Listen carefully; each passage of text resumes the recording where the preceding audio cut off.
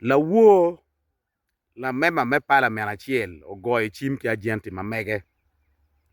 ni ugeri tika yele watu twali nen chalo to duan tika funding nen chalo to duan yo goyo t-shirt mamege pe wa chape won ki lok da wa ber ki ware kom lo tela mutelo yo nyimwa chunya no beru yom ka ini chere content me lok ala dan chimo wangat mabale pege me lok lok ada to duong pe ke kid lok mo ke ken lok ken ka bale gwak be beru tie chik chiki bala chiel ken ni ene me juluan male mo lo ni mentorship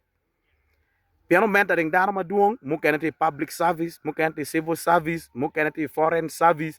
ano gere ya ta yelo wi politics meno roma ki makanika to duong ti chalo makanika mau chiero utero tet enti garage eru tet mu ken gwa ober ka teto corona karina corolla wangi do terro Subaru mu gere ni wek do kar wo dong mo tuak dong ma pe dong twer ni tuak oni koto tera nyoka po tem na sare mala lo dia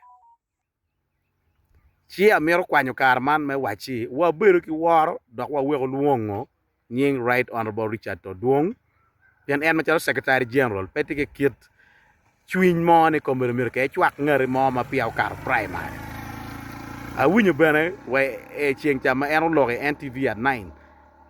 o wajo mer mano ki lup SOP pa party mano ini a e bini chone party e gam form pe bene no special favor wek luak me NRM ye o mok cha dera nga mo miro telgi luor wutika kun ka kenyu ni piani NRM primary wun pe obi karuya cha legu walega wa god mor to tika winya en to duong peke lokeni wa wego bed mot to duong kombe ka ini neno i ruom leadership ya actually one kid wo weng pe wati wa kikit capacity mo kere metweyo to alwane we are not capable even to tie his shoelace then secretary general for the biggest revolutionary party in Africa tienyo i ruom pa prime minister ma eroni for a matter of fact is the biggest export from actually sub-region to the central government. Shipping o ilber ka lete kinye. Makai we mete kere recording en wabi we chere kin dana we lwa ka win kita wonti desperate kere. Chunya yom ni for the first time actually timo ripe. Pien madong ana mojo lok. Kombe initiate trading center wen ko tuwe ko pabo ko lujoro ngore ko lep ngech ko mia nyima ko muchwini ka weng down tika winyo local make recording ako in all the computer centers kama recording team men nyurni actually tie ma repair we anti a wajo ki NRM original ni beno bit ki keje moni anatal general Charles Otema wan tika chwa ko joma nyem ni go pa ya yero waji ene buko mere gini ko do chere buko la jwa ko ki bie wundo kero bo do sorry I mean jero do buko la jwa ko wan do wa bed ki bo wa wo me jonno gi jonno pe karo NRM primary ba tiki gen ni pege bo bieno pian gi ngeni pege karo piani gitika bieno peke yo mati gitika bieno kon goba duong dok cham ke nying kakati ma duong yo ma bebe angani ana bed dana ma raj wo ma lok duong ma down tika wachane no mir nyo ana tiet ke nge la che man ini beru won kom me nyom pa la remwa binaize la tia we ma muol ma dana weng maro chero nyomi lao ka cha migili tien ne nya la mo ma leng e karo kwin ta bi chere parliament gien ma chiel me kwon timone bion ka wacho ki mien ot pa binaiza ni binaiza chien ne mo peke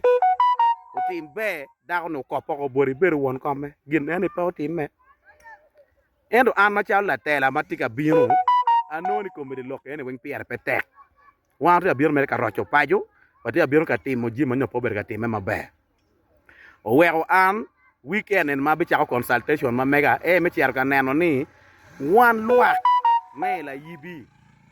waromo tika chielo kila yibi el center ni ning wek lok me yor ko ben mabe ila liya kenyu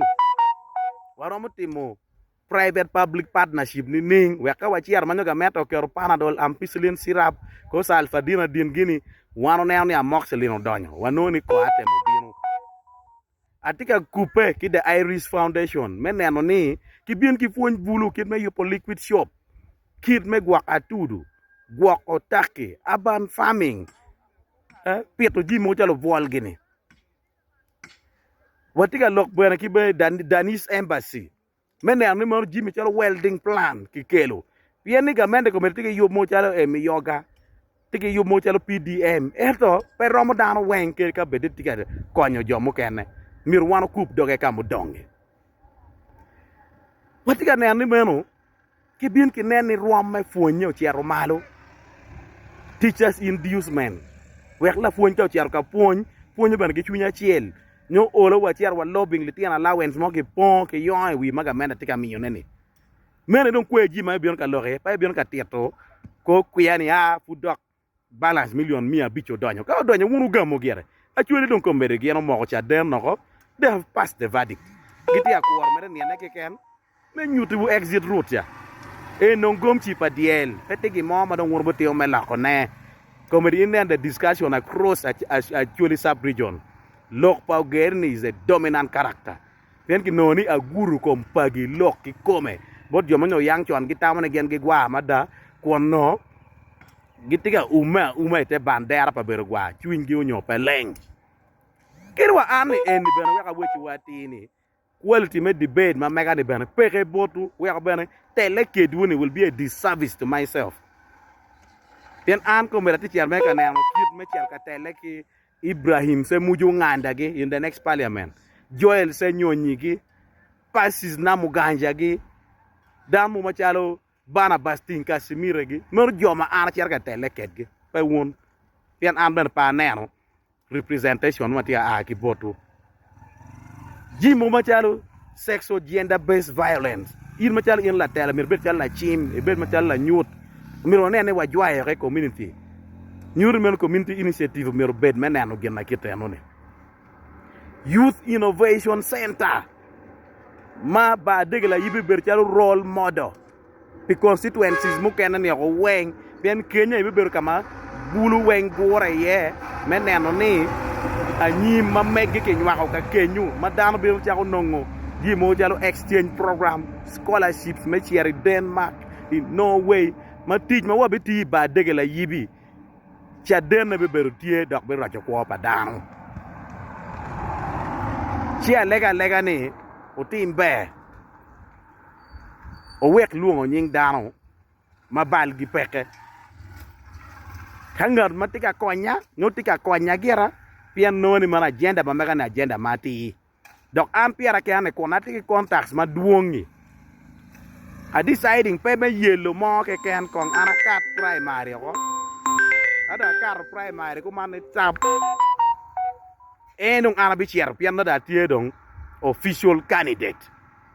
no ngar ben ken konya mere ko atie kama leng chia ligu wa lega wun lo tele ma megwani